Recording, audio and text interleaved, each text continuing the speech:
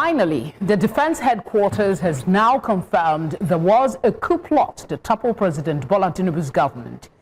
In a statement released on Monday, Director of Defense Information, Semaila Uba, said investigations into coup attempt have been concluded and officers involved will be arraigned before relevant military and judicial panels. He said the findings showed that some of the officers had cases to answer over allegations of plotting to overthrow the government, and that the investigation report has now been forwarded to the appropriate superior authority. In October of 2025, the DHQ announced the arrest of 16 officers over acts of indiscipline and breaches of service regulations. The officers include Brigadier General Musa Abubakar Sadiq, Colonel M.A. Maiji, Lieutenant Colonel S. Bapa, Lieutenant Colonel A.A. Hayatu, Private Dangnap, Lieutenant Colonel M. Al-Makura, Major M.M. Jida, Major M.A. Usman, Major D. Yusuf, Major I. Dauda, Captain Ibrahim Bello, Captain A.A. Yusuf, Lieutenant S.S. Felix, Lieutenant Commander D.B. Abdullahi, and Squadron Leader S.B. Adamu. Also instrumental in helping save his life and some of those who would have been killed in that planned coup. As always, I was also a target, I am sure you know. You were supposed to be locked up. Now, I was supposed to be arrested, and if I refuse, I was supposed to be shot. But that's the job. And anybody who goes into coup, I mean, zeroes his mind, because you know you succeed, good. You don't succeed, whatever consequences come, you're ready for it. But then again, I think these guys were just a bunch of very unserious individuals that really don't know. If you look at the caliber of the individuals, if you look at, I don't know what got into their heads to think that they could take on the armed forces like that. What I even said was, even Nigerians will have fought them. Even without the armed forces, Nigerians will have stood against them. Remember, Nigerians have fought against the military rule for quite some time. And that's where Mr. President has always been one of them. So now for them to think they could just wake up one morning and do that in Nigeria, I think something went wrong in there. They need to reset their brains. And you have said that they knew the consequences. Oh, definitely. Most definitely. Are you able to capture all of those who is said to have been involved? So far, most of them have been caught. If there's anyone, maybe one or two, but most of the you know, and it just started from the colonel himself, who feels disgruntled because he was not promoted. He didn't meet the marks to be promoted. You know, the armed forces is really very strict about its promotions system.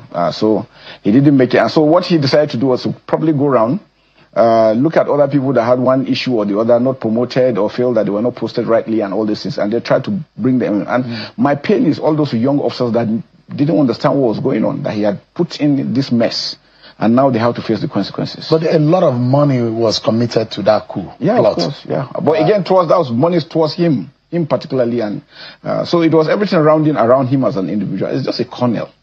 I can't imagine a colonel even ever thinking of doing such a thing. Well, I mean, in the military days, there were young, people of that age. That was in the past. That was Nigeria of yesteryears. Now, so it's difficult. It's impossible. It's impossible. Why was it difficult for the military to detect that coup plot early enough? No, but you see, one thing about it is there are speculations. But you don't work on speculations, you work on facts. If there's a speculation, you hear that somebody is trying to do something and you work in, what facts do you have? Because you're going to go to the courts. If you can't present anything to the courts, then they throw it away and then you look stupid. So things were being monitored until when we were sure that these are things, and then it's moved in, and these facts are very, very clear. And what we try to avoid is we don't want any innocent person, you know, to be indicted for whatever reason. So it was painstaking. Since I was there, I was the one who inaugurated the board. I made sure the board started. We'll send them to DIA to do thorough investigation, and together with all the other, the NIA, the DIA, DSS, and every other person. So it's a holistic investigation that we carried out, because we didn't want any innocent person to be indicted.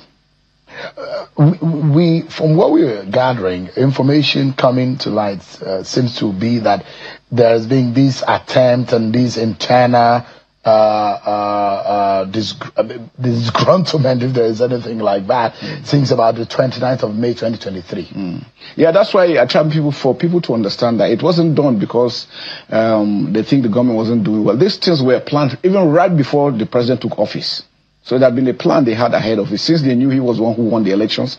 And for whatever reason, they've been hatching such things behind. And it's quite unfortunate. So, it would have been a bloody coup. Well, And that, I mean, based on the plan. Based on the plan. To remove everyone in the line of succession. But the ability to execute it is one thing that I know that probably they thought they were in some other country, not Nigeria. So it's difficult to get that done in today's Nigeria. Yes. But if you remember, during those days when they had coups, you had to have most of the big ones. You have to have GOCs or service chiefs with you, because those are the guys that control and monitor what's being done. You don't have any of such. They are just very low-ranking individuals that have no access to some of these things. So for them to have even thought about it, I think something really, really went wrong in their heads.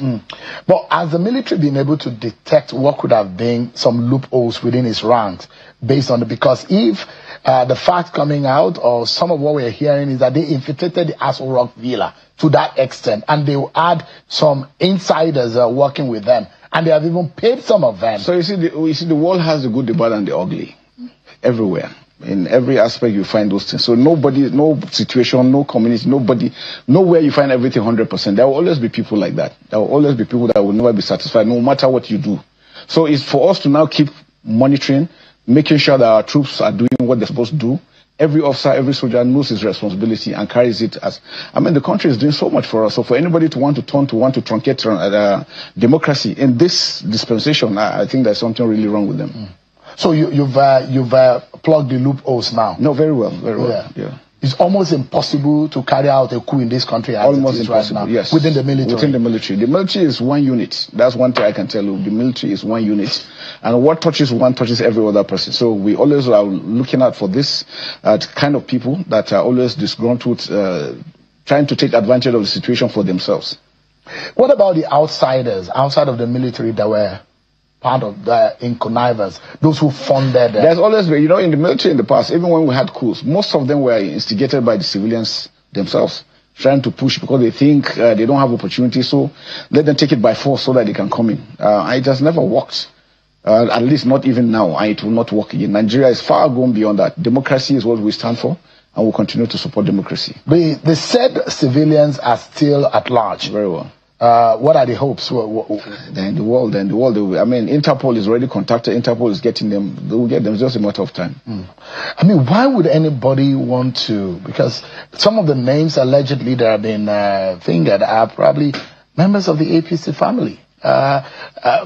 Suspected and alleged names that have been brought up, and one will be wondering to what extent, like I told you, people some individuals are greedy. I mean, these are people that have had opportunities in the past, and probably they feel like without them things wouldn't go, and so they need to be there. It's just self-centeredness and greed, and the consequences are always there.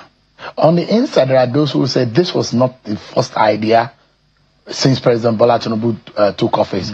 Has the idea of coup been wrested and killed within the military as it's currently framed? Yeah, since the president took over, apart from this, there's never been any other one. And I think, like I told you, it started before he took over. So it wasn't that it was during this time that they started.